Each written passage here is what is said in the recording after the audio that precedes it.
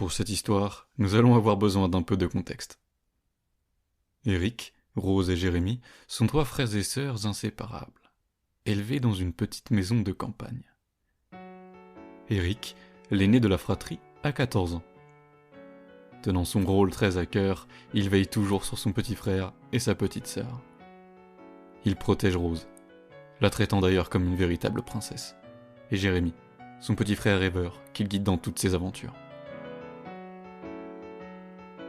Pourtant, Rose ne se considère pas comme une princesse. Du haut de ses 12 ans, elle est plutôt la casse-cou de la fratrie.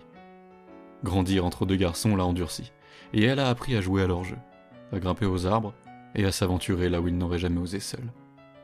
C'est même souvent elle qui est à l'origine de leurs plus grandes bêtises.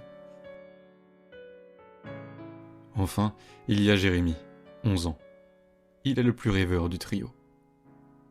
Depuis qu'il est petit, il nourrit un seul et unique rêve. Un rêve que chaque petit garçon a eu au moins une fois dans sa vie. Devenir astronaute. Ses journées sont ponctuées d'histoires d'étoiles et de missions spatiales qu'il raconte inlassablement à son frère et sa sœur. Ils vivent dans un petit village reculé, nommé Etenoiram, un endroit modeste, bordé de vastes champs et de forêts épaisses. Le village ne se compose que d'une longue allée, entourée de maisons rustiques, et les distractions sont rares. Alors pour s'occuper, il faut parfois innover. Surtout à cet âge-là, vous vous en doutez. Et ce jour-là, Rose avait eu une idée.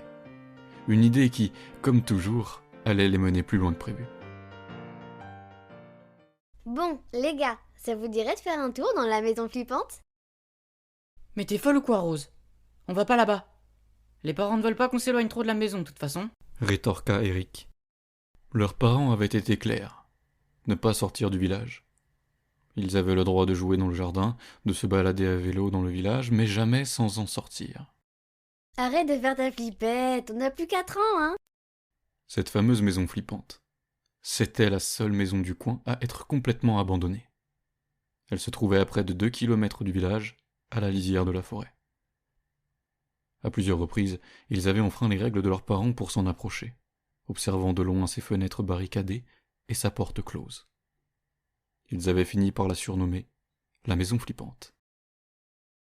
Mais jamais ils n'avaient osé aller plus loin, jusqu'à aujourd'hui.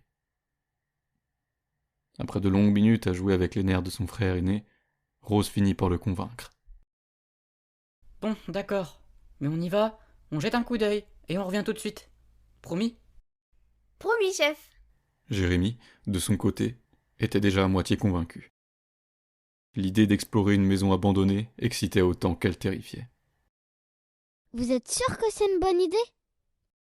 Mais il n'eut pas le temps de protester davantage.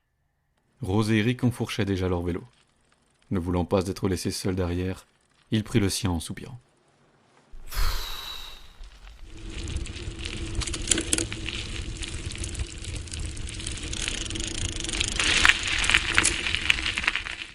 Les trois enfants pédalèrent à vive allure sur le chemin terreux, le vent sifflant dans leurs oreilles, l'excitation montant au fur et à mesure qu'ils approchaient de la maison flippante. Finalement, après plusieurs minutes de trajet, ils arrivèrent devant la maison. Ils posèrent leur vélo contre un arbre et observèrent la bâtisse de plus près. Elle était encore plus sinistre que dans leurs souvenirs. Construite entièrement en bois, elle paraissait sur le point de s'effondrer. La peinture écaillée et le toit affaissé donnaient l'impression qu'elle n'avait pas été habitée depuis des siècles.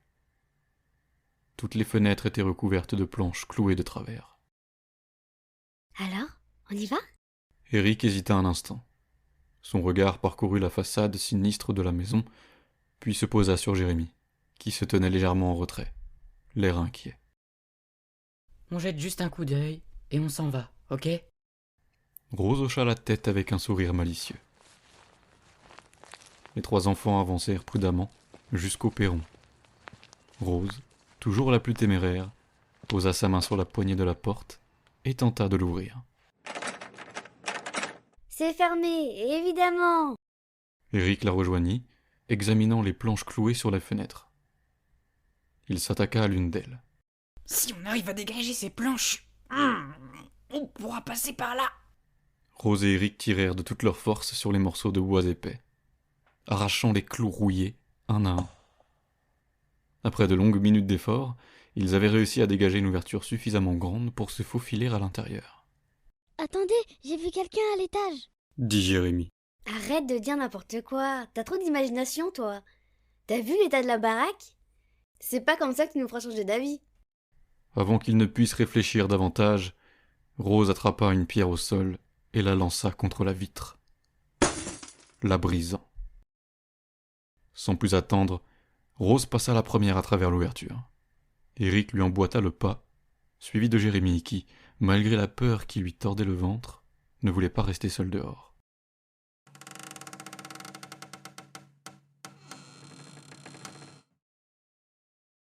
Une fois à l'intérieur, le silence était oppressant. Tout semblait figé dans le temps. Il se trouvait dans un couloir étroit, où l'air était lourd, chargé d'une odeur de bois humide et de poussière accumulée depuis des années. L'obscurité régnait, à peine percée par les rayons de lumière qui filtraient à travers les interstices des planches clouées sur les fenêtres. Chut, écoutez. Les trois enfants avancèrent lentement, suivant le bourdonnement sourd qui semblait émaner d'une pièce voisine. Lorsqu'ils pénétrèrent dans ce qui semblait être le salon, leurs regards se posèrent immédiatement sur une vieille télévision poussiéreuse, trônant au centre de la pièce. Elle était allumée. L'écran affichait une image brouillée, des formes vagues qui semblaient danser. Eric fit un pas en arrière, le regard fixé sur la télévision. Juste devant celle-ci, sur le canapé, se tenait un pantin de bois. Il était grand, au moins de la taille d'un enfant de 10 ans.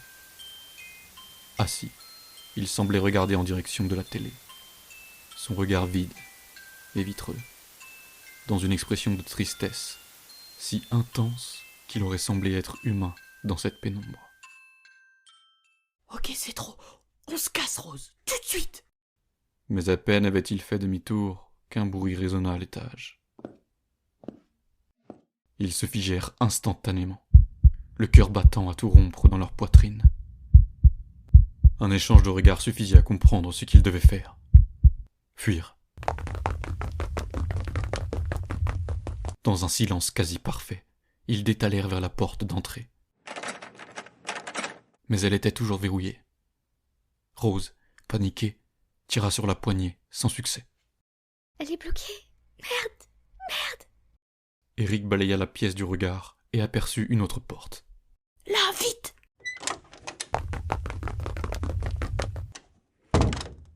Ils se précipitèrent à l'intérieur de la pièce sombre et refermèrent la porte derrière eux.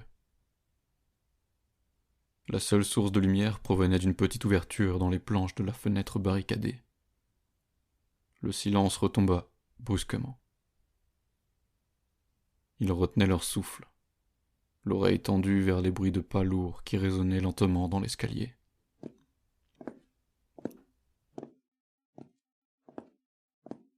Ils s'étaient réfugiés dans ce qui semblait être une ancienne salle à manger. Mais l'atmosphère était étrange. Leurs yeux commencèrent à s'habituer à l'obscurité. Et ce qu'ils découvrirent figea Rose sur place. Dissimulés sous de vieux draps blancs, une dizaine de formes se tenaient immobiles dans la pièce. Des formes à hauteur d'homme. Rose s'approcha lentement, le souffle court, et tendit la main vers l'un des draps. Non, Rose, touche à rien. Mais c'était trop tard. Elle tira sur le drap d'un coup sec, révélant un mannequin de bois, assis sur une chaise. Il avait le regard figé, sa tête peinte grossièrement en blanc.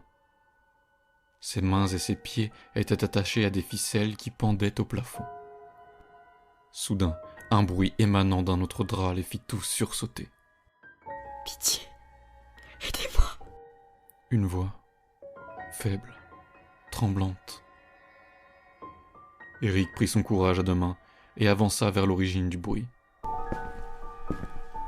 Il arracha violemment le drap, révélant une scène d'horreur.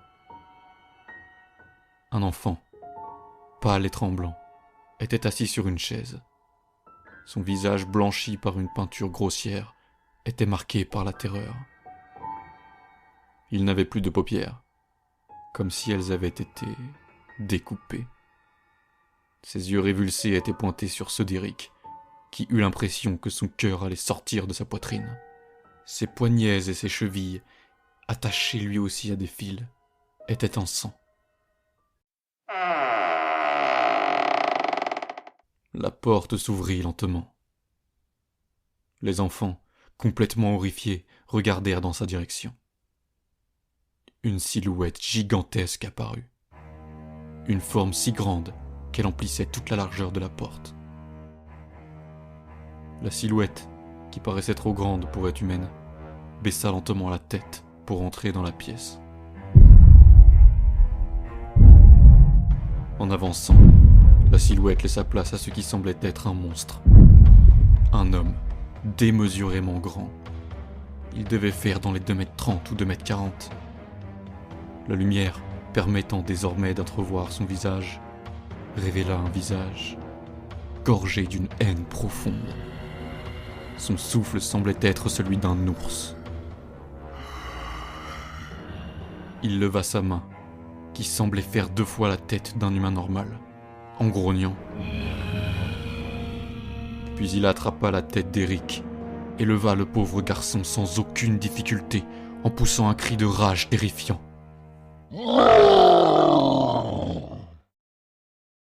Partez! Marmonna Eric. Le géant jeta Eric contre le mur avec une force inhumaine. Un bruit sourd résonna lorsque la tête du garçon s'explosa contre le bois. Rose, sous le choc, attrapa la main de Jérémie et le tira en arrière. Sans se retourner, ils coururent à toute vitesse hors de la pièce. Ils sautèrent dans le même interstice par lequel ils étaient entrés et s'enfuirent en courant.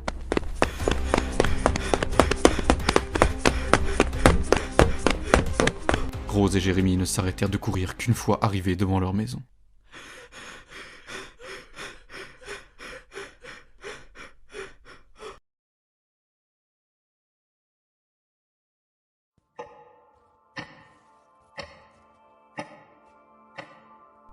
« 20 ans ont passé depuis cette nuit fatidique. 20 années où Rose et Jérémie ont tenté de vivre avec le poids de ce qu'ils avaient vu. Après leur fuite, leurs parents avaient immédiatement contacté la police. Pourtant, personne ne leur avait jamais dit ce qui avait été retrouvé dans la maison. Tout ce qu'ils savaient, c'est que l'inconnu avait eu le temps de disparaître avant l'arrivée des forces de l'ordre. L'affaire n'était même pas parue dans les journaux, car le maire d'Etenoram avait étouffé l'affaire pour on ne sait quelle raison. Les parents de Rose et Jérémie ne s'étaient jamais remis de cette histoire. La peur, la culpabilité et l'incompréhension avaient rongé leur foyer jusqu'à les pousser à vendre leur maison et à déménager loin, très loin. Mais eux, les survivants, avaient dû continuer. Devinez quoi? Contre toute attente, Eric avait survécu. Malgré ses blessures, il avait fini par s'en remettre physiquement. Aujourd'hui, il était mécanicien, vivant à des centaines de kilomètres de cette maudite maison, essayant d'enterrer les souvenirs. Jérémie, lui, avait réussi à concrétiser son rêve d'enfant. Il était devenu astronaute. Marié, père d'un petit garçon de 8 ans, il menait une vie parfaite. Dans une semaine, il réaliserait son rêve ultime, partir pour sa première mission spatiale. Il avait même pu se payer la voiture de ses rêves, une BMW bleue. Jérémie a magnifiquement su rebondir de son drame familial. Les 2 frères n'avaient jamais été aussi soudés. Quant à Rose, elle, c'était une autre histoire. Incapable de tourner la page et rongée par la culpabilité, elle avait pris une décision incompréhensible pour tous. Elle avait racheté la maison flippante. Rose était retournée là où tout avait commencé. elle avait vidé ses économies, ignoré les supplications de ses proches, et s'était installée seule dans la maison flippante. Elle disait vouloir s'assurer que plus jamais personne n'y remette les pieds. Elle faisait souvent des crises, où elle revivait en boucle cette journée d'horreur. Chaque nuit, elle affirmait entendre des bruits de pas. Dans ses pires cauchemars, elle voyait cette silhouette gigantesque, toujours là, à l'observer, immobile, derrière les planches clouées des fenêtres. Sa famille pensait qu'elle avait sombré dans la folie. Et peut-être avait-il raison.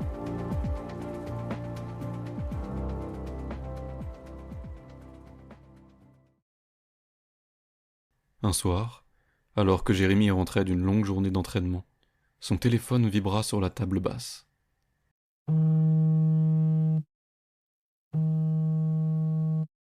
Un appel de Rose. Il soupira. Depuis qu'elle vivait là-bas, elle le contactait régulièrement, à des heures improbables, toujours avec le même ton paniqué. Mais cette fois, sa voix semblait différente. Jérémy, il est là. Il est là, je t'en supplie, viens vite. Puis, plus rien. Jérémy resta un moment figé, fixant l'écran de son téléphone. Encore une crise d'hystérie. Ses parents étaient en vacances. Il était le seul à pouvoir intervenir. Il passa une main dans ses cheveux et grogna. Mais pourquoi elle refuse de la faire interner? Malgré sa lassitude, il enfila son blouson, envoya un message rapide à Eric pour lui demander de le rejoindre là-bas, et prit la route.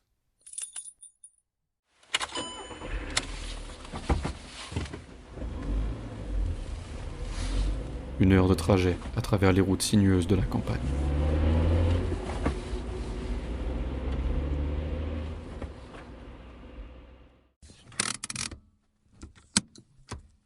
Jérémy gara sa voiture devant la maison. Elle était là, toujours aussi sinistre, rongée par le temps. Mais pourquoi elle s'inflige ça? Sans déconner. Il entra, sans même sonner. En entrant, la maison était d'un calme platonique. Il avança. Des souvenirs l'assaillirent instantanément. Son regard se posa sur le tableau accroché à sa droite dans le couloir. Mais sur ce tableau, c'était sa femme, peinte à la manière des tableaux du 19e siècle, dans une robe de l'époque. Non mais c'est quoi ça? Rose! Sa voix résonna dans toute la maison. Sa sœur lui sauta dessus comme si elle était apparue de nulle part. Non mais ça, papa, tais-toi, il va nous entendre. Rose, viens, je vais te coucher. On va faire le tour de la maison et tu verras qu'il n'y a rien à craindre. Chut, mais t'es fou, quoi. Jérémy avait l'habitude des crises de sa sœur. Il la prit d'une poigne douce par le bras et monta doucement l'escalier. Il entra dans la chambre. Et là, un second point le perturba. Au pied du lit se tenait un tas de jouets, dont une réplique exacte de la BMW bleue qu'il s'était achetée. Étrange coïncidence, mais il ne dit rien. Allez, couche-toi, Rose, s'il te plaît. Sa sœur tremblait comme une feuille et semblait terrifiée. Chut. Jérémy haussa le ton. Rose, c'est dans ta tête tout ça, s'il te plaît. Il faut surtout pas qu'on parle, sinon il va nous tuer. Il tourna la tête et vit son frère Eric, assis sur la chaise dans le coin de la pièce. Son visage, à peine éclairé par le peu de lumière venant de la fenêtre, qui semblait d'ailleurs être de plus en plus faible, comme si la nuit tombait très rapidement. Il arriva cependant à discerner un regard vide et sans âme sur le visage d'Eric, fixant le sol. Ah bah tu es finalement arrivé avant moi. Un peu d'aide ne serait pas de refus, grand frère. À peine Jérémie avait-il tourné son regard en direction de sa sœur, qu'il la vit quitter le sol. Elle garda la bouche fermée, comme pour étouffer ses sanglots. Elle semblait s'envoler. Elle était maintenant à au moins 70 cm du sol. Son corps formait désormais une croix, les bras tendus de part et d'autre de son corps. On aurait dit qu'une force invisible la soulevait par les poignets et les chevilles. Jérémie était pétrifié par la scène. Il ne bougeait plus. Qu'était-il en train de se passer ? Tout à coup, sa sœur se mit à danser de manière totalement désarticulée, flottant dans les airs, à la manière d'une marionnette. Je t'en supplie, réveille-toi. Accepte la vérité. Sa sœur semblait s'être pris un coup par une entité invisible. Petit à petit, Jérémie vit comme une ombre se former derrière sa sœur. Cette ombre devint une silhouette, imposante, gigantesque. Il entendit ensuite des grognements, tels celles d'une bête affamée.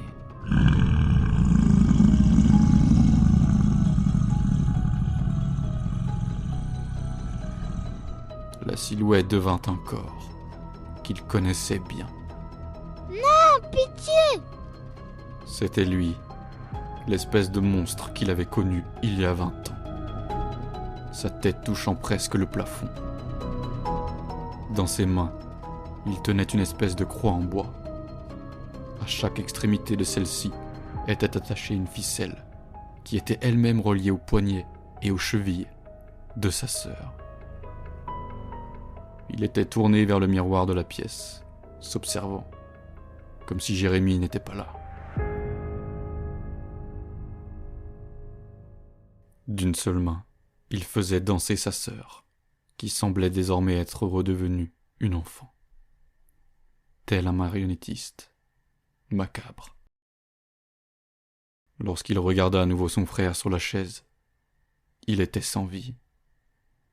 Son cadavre n'avait plus de paupières. Sa tête était peinte en blanc, et ses yeux révulsés donnaient l'impression qu'il était un véritable jouet. Lui aussi redevenu enfant, ses poignets et ses chevilles étaient découpés. Tandis que le corps de sa sœur, inerte, virevoltait devant lui, Jérémie sentit sa vie défiler en un instant. Il était pétrifié. Ses membres refusaient de bouger. Sa bouche, elle, restait désespérément muette. Rose était mutilée de partout. Ses poignets et ses chevilles étaient marqués de profondes cicatrices. Ses tempes boursouflées par des coups répétés et des coupures parsemaient sa peau meurtrie. Des larmes coulaient en silence sur son visage. Après ce qui lui sembla être une éternité, l'homme lâcha brutalement Rose, comme un enfant lassé d'un jouet sans intérêt. D'un geste lent, il referma la porte.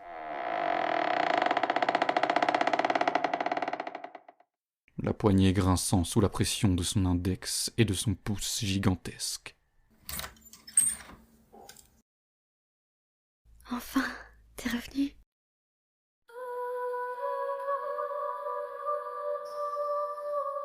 Elle lui raconta tout.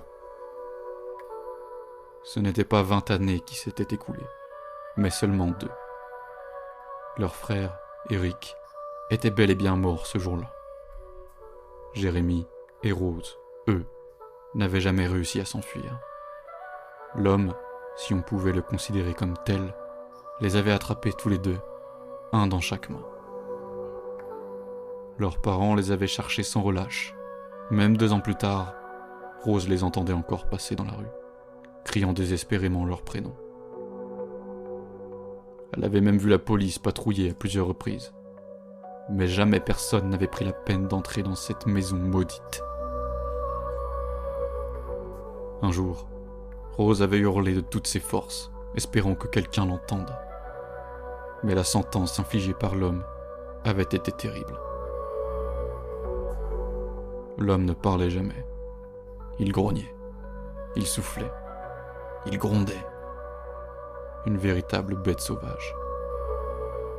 En 2 années d'horreur, Rose avait compris son fonctionnement, sa routine macabre, son obsession malsaine. Il l'appelait le marionnettiste. Car cet être avait une fascination pour les marionnettes humaines. Il avait kidnappé plusieurs enfants et les avait transformés en pantins vivants. Ou presque. Car pour une raison qu'elle ignorait, plus un enfant faisait du bruit, plus il désobéissait, plus il recevait un terrible châtiment. La majorité n'avait pas survécu. D'abord, il commençait par trancher, petit à petit, les nerfs des poignets et des chevilles de ceux qui osaient se débattre quand ils jouaient à la marionnette avec leur corps, rendant impossible toute résistance. Puis il s'attaquait aux paupières. Si un enfant osait le regarder dans les yeux, il les lui tranchait. Rose avait compris une règle. Les enfants les plus bruyants recevaient les pires souffrances. Il les frappait, les lacérait, les brûlait.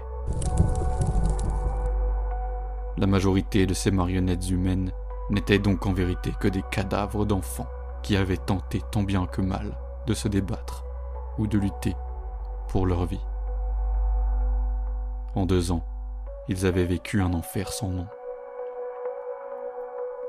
Le marionnettiste venait se servir d'eux comme des jouets au gré de ses humeurs. Il leur donnait le strict minimum à manger. Ils dormaient tous à même le sol et enfermait les moins sages d'entre eux dans la pièce la plus sombre de la maison, en les recouvrant d'un drap. S'ils osaient bouger, s'ils faisaient le moindre bruit, au sein de cette pièce, ils étaient tués sur le champ. Jérémie n'avait pas survécu à cette horreur de la même façon que Rose. Il s'était construit un monde imaginaire, un refuge mental contre la réalité.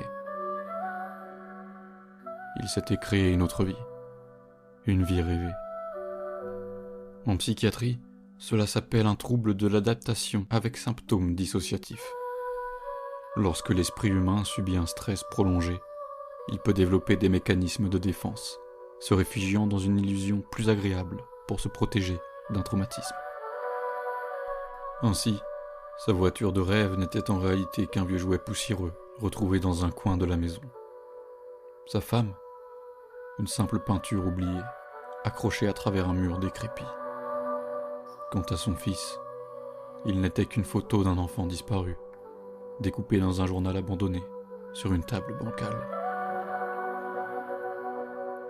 Tout n'avait été qu'illusion, et la vérité venait enfin de le rattraper.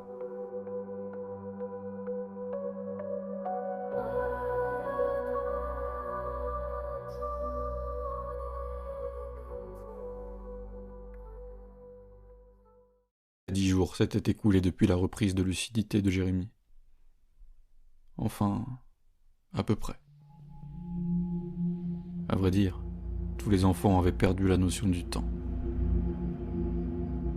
Il n'y avait plus qu'une seule question qui obsédait Jérémie. Comment sortir de cet enfer?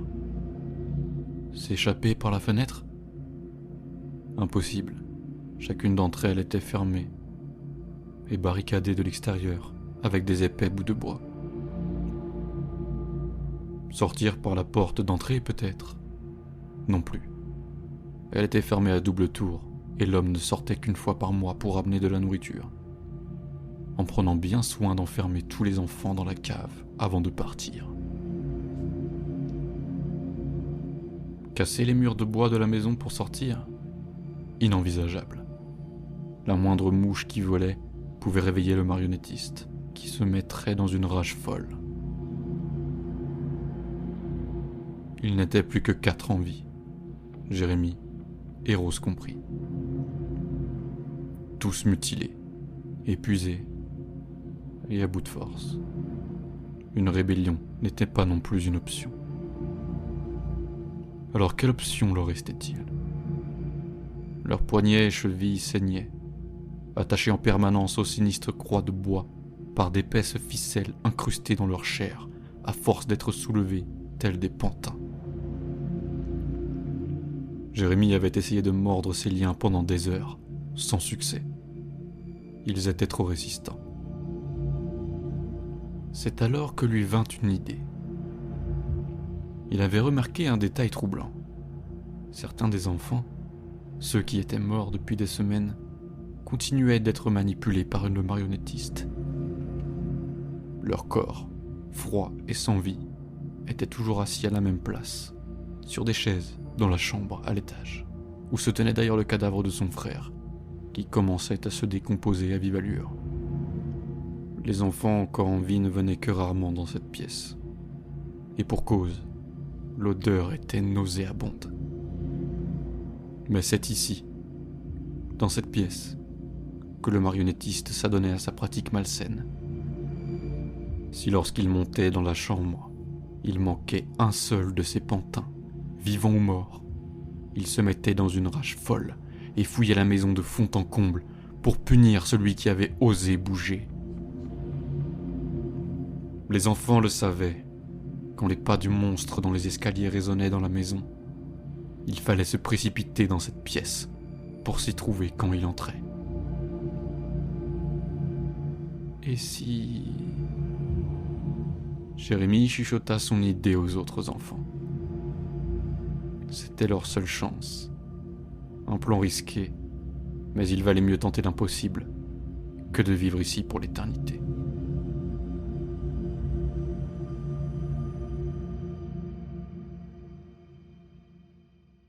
À la nuit tombée, les deux autres enfants s'étaient cachés à l'étage et Rose au rez-de-chaussée.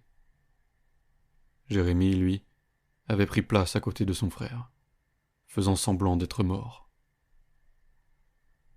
Le marionnettiste, comme chaque nuit, vint les examiner. Il passa lentement devant chacun d'eux, ses yeux noirs, scrutant leur visage figé. Il renifla, grogna, puis hurla.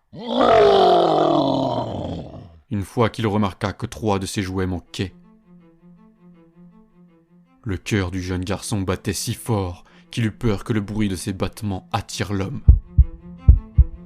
Ce dernier, en rage totale, se précipita vers les escaliers. De chaque côté de cet escalier étaient couchés les 2 autres enfants, qui mimaient d'être morts. L'homme s'approcha d'eux. Il leva la main.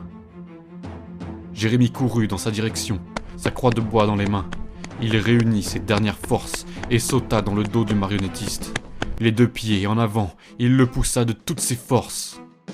Les 2 enfants de part et d'autre de l'escalier tenaient mutuellement leurs fils. Ils les tendirent, en même temps, de toute leur force. Le monstre, poussé par Jérémie, s'y prit les pieds dedans et déboula tous les escaliers. À peine avait-il eu le temps de s'étaler sur le sol du rez-de-chaussée que Rose se jeta sur lui. Elle frappa la tête de la bête de toutes ses forces avec sa croix de bois. Les 3 autres enfants lui sautèrent dessus pour faire de même. Une fois que l'homme ne semblait plus bouger, ils se précipitèrent vers la fenêtre que les frères et sœurs avaient cassée 2 ans auparavant. Ils tapèrent de toute leur force pour faire céder la barricade de bois.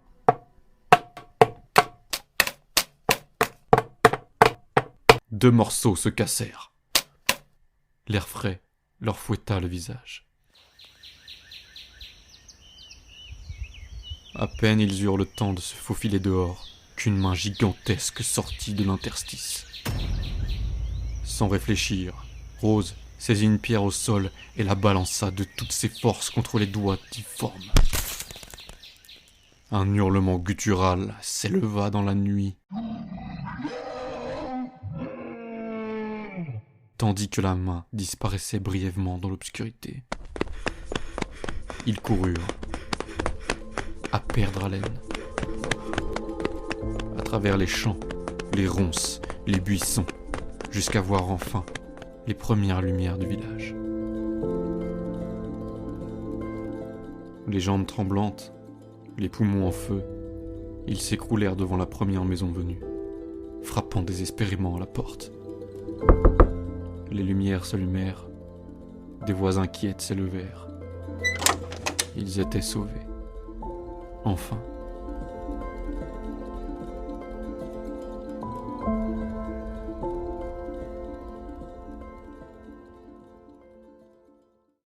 Après un long séjour à l'hôpital, il était temps pour Rose et Jérémie de retrouver le confort de leur foyer et faire une croix sur toutes ces atrocités.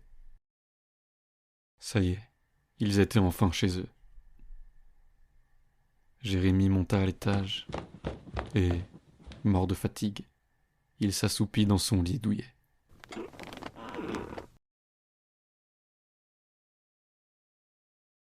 Jérémie, réveille-toi.